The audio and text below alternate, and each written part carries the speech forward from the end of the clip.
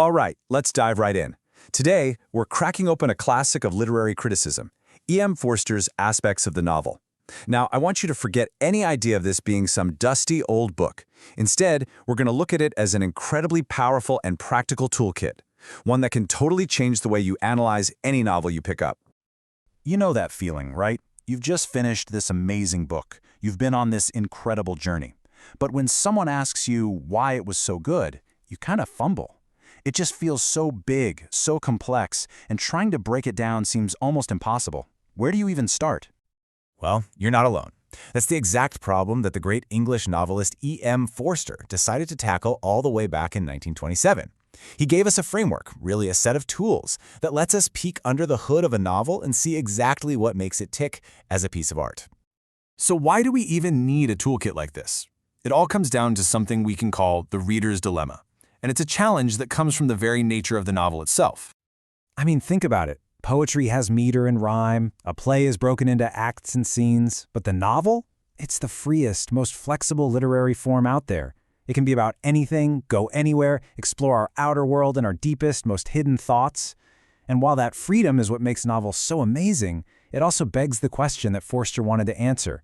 How do we go from just being along for the ride to actually understanding it as a work of art? And that brings us to the creator of our toolkit. This wasn't just some academic in an ivory tower. This was a guy who was uniquely qualified for the job because he was one of the greatest novelists of his generation. E.M. Forster. This guy knew novels from the inside out. As the author of absolute masterpieces like A Passage to India and Howard's End, he knew the craft. But he was also a brilliant critic who knew how to explain that craft. In fact, this book we're talking about, Aspects of the Novel, actually started as a series of lectures he gave at Cambridge University. In this quote, this really gets to the heart of his mission.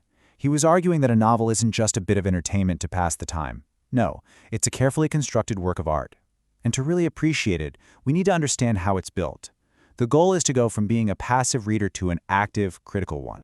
So what's actually in this famous toolkit? Well, Forster breaks the novel down into 7 essential components, or aspects. Let's open up the box and look at them one by one. Yep, 7 of them. And each one is like a different lens that you can use to look at any novel. Each one helps us focus on a different part of the narrative machine, from the absolute basics to the most complex and artistic elements.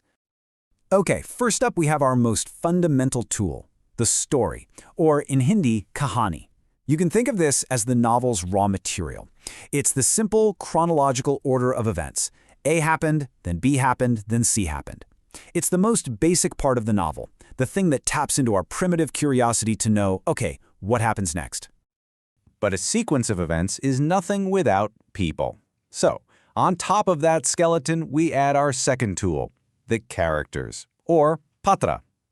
Forster reminds us that a novel isn't just about what happens, it's about to whom it happens. The people are just as crucial as the action. And here we get to one of Forster's most famous and useful ideas, his distinction between 2 types of characters. First, he says, you have flat characters, or sapat patre. These are simple, built around a single idea, and they don't really change or surprise you. But then, you have round characters, or gold patre. And these are the characters who feel truly alive. They're complex, they're full of contradictions, and they are capable of surprising us. They're the ones that feel like real people. All right, tool number 3 is the plot, or kathonic. And this is where our analysis starts to get a lot more sophisticated. People often use story and plot interchangeably, but Forster makes a simple and absolutely brilliant distinction between the two. Check out this classic example. The king died, and then the queen died. That, he says, is a story. It's just a sequence. But the king died, and then the queen died of grief. Ah, that's a plot. See the difference? It's causality. It's that little phrase of grief. Plot isn't just about what happens, it's about why it happens. It's the story with a brain. Okay, the last 4 tools dig into the more artistic and, let's say, abstract side of things. We have fantasy, kalpana, which covers all the myth, magic, and supernatural stuff. Then there's prophecy, bhavishyavani, which is that feeling when the narrator's voice gets bigger, almost universal, and touches on some kind of deeper truth. Next is pattern, which is about the novel's overall aesthetic shape. Think of it like the structure or symmetry in a painting. And finally, there's rhythm, lay, which is all about the subtle repetition of an image or a phrase that echoes through the book, tying the whole thing together. So now that we have our complete toolkit, we can move beyond just the mechanics of how the story is told. We can start to uncover what a novel is really about, its deeper meaning and value. And this is why all of this matters so much. Because for Forster, novels are never just about escaping reality. They are one of the most vital ways we have to explore and express fundamental truths about life and our shared human experience. A novel, then, becomes a kind of mirror that reflects the society that created it. Seriously, a work of fiction can teach us just as much about a time and place, its culture, its values, its struggles, as any history textbook. And great novels do this by blending realism with imagination to get at some kind of deeper truth about the world. So let's bring it all home. What's the ultimate value of having this toolkit? What does it do for us as readers and students of literature today? Well, here's why Forster's approach is still so essential. First, it's not a strict formula. It's a flexible guide you can apply to any novel. Second, it helps you appreciate that amazing balancing act every author has to perform between creative freedom and the need for a coherent plot. But most importantly, it just gives you a clear, easy-to-use starting point to unlock a much, much deeper and more critical understanding of any novel you decide to pick up. So, I'll leave you with a challenge. Think about the last novel you finished. What really made it work? Was it the intricate plot, the unforgettable round characters, or maybe a subtle rhythm that you didn't even notice until now? I bet if you apply just one of these tools, you'll discover a whole new layer to a story you thought you already knew. Thanks for tuning in.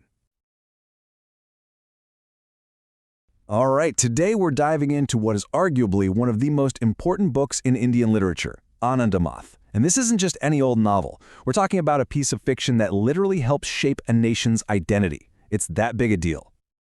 So let me kick things off with a question for you. Have you ever really thought about where India's incredibly powerful national song, Vande Mataram, actually came from? Well, the answer is right here, inside the pages of the novel we're talking about today. And that alone should tell you just how influential this book really is. Okay, so here's how we're going to break it down. We'll start with a quick intro to the novel itself. Then we'll get to know the author and the times he lived in. After that, we'll jump into the story of the rebellion, pull apart the core themes, and finally wrap up with its incredible legacy. All right, let's get right into our introduction. Before we even touch the plot or the characters, we've got to understand what makes Anandamath such a groundbreaking piece of work. So, what are the key things you absolutely need to know? Well, it was published way back in 1882, and many people call it India's very first political novel. The story is set against this really tragic backdrop, the Bengal famine of the 1770s. And it's all centered around a real historical event, the Sannyasi Rebellion. And of course, this is the book that gave us the song Vande Mataram. The real magic here is how it mixes actual history with religion and just a whole lot of imagination. Okay, but to really get this novel, you have to get the person who wrote it. So let's talk about the author, Bankim Chandra Chatterjee, and the world he was living in. Bankim Chandra was a total giant in Bengali literature. I mean, they often call him the father of the modern Indian novel. He was born in 1838, and get this, he actually worked as a deputy magistrate for the British. That gave him this really unique inside look at how colonial power worked. Anandamath, which came out in 1882, was just one of his many influential books, and it was published a little more than 10 years before he passed away in 1894. And this quote really sums up his whole mission, Bankim Chandra wasn't just spinning yarns to entertain people, not at all. He had a very clear goal. He saw literature as this incredibly powerful tool, a way to wake people up, to create a sense of national consciousness and bring back pride in India's own traditions, especially while under British rule. So with all that background, let's finally dive into the story itself. It's a really powerful story about transformation, all built around this Sannyasi rebellion. So the story follows this guy, a landlord named Mahendra, and his journey is really the heart of the novel. At first, all he's trying to do is escape the terrible famine with his wife, Kalyani. But then, disaster strikes. He gets separated from his family. And this personal tragedy, it leads him right into the arms of the sannyasis, these ascetic monks who are fighting for the motherland. And that single encounter completely changes him. He goes from being just a victim to a committed revolutionary. But it's not just about Mahendra. The rebellion has these really charismatic leaders, guys like Mahatma Satya and Jiban, and here's where the book gets really interesting and kind of progressive for its time. It wasn't just a fight for men. You have characters like Shanti, who's Jiban's wife, and she completely shatters conventions. She actually disguises herself as a man to join the fight. It goes to show that in this vision, everyone had a part to play. Okay, now we're getting to the really juicy stuff, the core analysis. Let's start pulling apart the major themes in Anandamath and see what powerful ideas were buzzing around in this book that helps shape a whole nation. The biggest theme here is, without a doubt, patriotism. But it's a very specific flavor of patriotism. See, Bankim Chandra doesn't just portray India as a country or a piece of land. No, he imagines India as a divine mother, a goddess who is in pain and needs her children, the sannyasis, to sacrifice everything to set her free. Think about that for a second. In a society where devotion to family and religion is everything, that metaphor was unbelievably powerful. It turned a political fight into a sacred religious duty. And that whole idea of the motherland as a goddess, it's captured perfectly in the song Bande Mataram, which basically means, I bow to you, mother. The song talks about the motherland as the embodiment of Shakti, which is divine feminine power. It wasn't long before this song became a massive rallying cry for freedom fighters. I mean, the fact that it went from a poem in a novel to become India's national song, that just tells you everything about its lasting power. So how did he pull this off? Well, this table lays it out pretty clearly. He took real hard historical facts, like the Sannyasi rebellion and the awful Bengal famine, and used them as the foundation. But then, on top of that, he built a world of fictional characters, a dramatic plot, and powerful dialogues. The goal wasn't to write a history textbook, it was to light a fire of patriotism. The way women are portrayed is also super complex and fascinating. On the one hand, you have characters like Kalyani, who are victims of the famine, almost like a symbol for the suffering of the nation itself. But then, on the other hand, you get these powerful, active women like Shanti. She proves that women aren't just there to suffer. They can be real agents of change, a crucial part of building the nation. And we really can't forget about the famine. It's so much more than just a background setting. The book makes it crystal clear that the famine is the catalyst for the whole rebellion. It's the extreme starvation, the absolute desperation, that pushes characters like Mahendra over the edge. It's what makes them finally realize that they have to fight back against the oppressive system that's causing all this misery. Okay, so let's bring it home and talk about the novel's incredible legacy. I mean, how on earth did a work of fiction become such a powerful national symbol? Let's get into it. A really huge moment that cemented this legacy came in 1952. That's when the famous Hindi movie adaptation, also called Anand Mat, came out. India was newly independent, and this film just exploded. It brought the story to a massive audience, people who might never have read the book. And its version of Vande Bataram in particular, wow. That really helped lock the novel's message into the nation's pop culture forever. So, to wrap it all up, what's the big takeaway here? Anandamath was so much more than just a story. It was a political wake-up call. It gave India this powerful new symbol, the motherland, and it hammered home the importance of sacrifice, unity, and courage. And because of all that, there's no denying the huge role it played in inspiring India's fight for freedom. And that leaves us with one last pretty big question to chew on. The story of Anandamath really proves that sometimes a piece of fiction can be more powerful than an army, more influential than a law. It really makes you think, doesn't it? How does a book, just words on a page, manage to become the political symbol for an entire nation? Welcome to The Explainer. Today, we are breaking down Shaman Nahal's powerful partition novel, Azadi, to serve as a comprehensive guide for your examination preparation. Okay, let's dive right in. The title itself, Azadi, means freedom. But the whole point of the novel, its tragic irony, is that this freedom came at a staggering cost. A cost of pain, loss, and displacement for millions. As you can see, the Hindi for freedom is Swatantrata, but in the world of this novel, Azadi is tragically tangled up with suffering. So, here's our game plan for today. We've structured this explainer to build your understanding step by step, almost like you'd structure an exam essay. We'll start with the basics of the novel, look at the author, walk through the story, meet the characters, unpack the big ideas, and then wrap it all up. So what is Azadi at its core? Let's go ahead and establish the fundamental context for this incredible book. Okay, so this is a major novel about the partition of India, written by Chaman Nahal back in 1975. It's set in Sialkot, which is now in Pakistan, right in the thick of things in 1947. And what makes it so powerful is that it's not about the big political players. Nope. It focuses on the trauma of ordinary families, Hindu, Muslim, and Sikh, showing how these massive political decisions completely tore apart the fabric of their everyday lives. Now, let's move on to the author, because his personal history is absolutely key to understanding the power of this novel. This isn't just trivia, it's everything. And here's why his story is so important. Chaman Nahal was born in Sialkot, the very same city where the novel is set. He wasn't just an observer, he lived through the events he describes. He personally experienced the trauma and the migration of 1947. This makes Azadi feel less like fiction and more like a deeply personal autobiographical work. It's so authentic, in fact, that it won him the prestigious Sahitya Academy Award. All right, now that we have that crucial context, let's break down the plot of the novel itself. It really unfolds in 3 distinct stages, almost like a classical tragedy. And this structure is brilliant because it illustrates this rapid, terrifying descent from normalcy into utter chaos. You've got the lull, then the storm, and finally, the aftermath. Honestly, remembering these 3 acts is a fantastic way to summarize the plot in your exams. So, the story begins with the fragile peace, a sense of calm before the storm. It's March 1947. Life is a bit uncertain, sure, but things are mostly peaceful.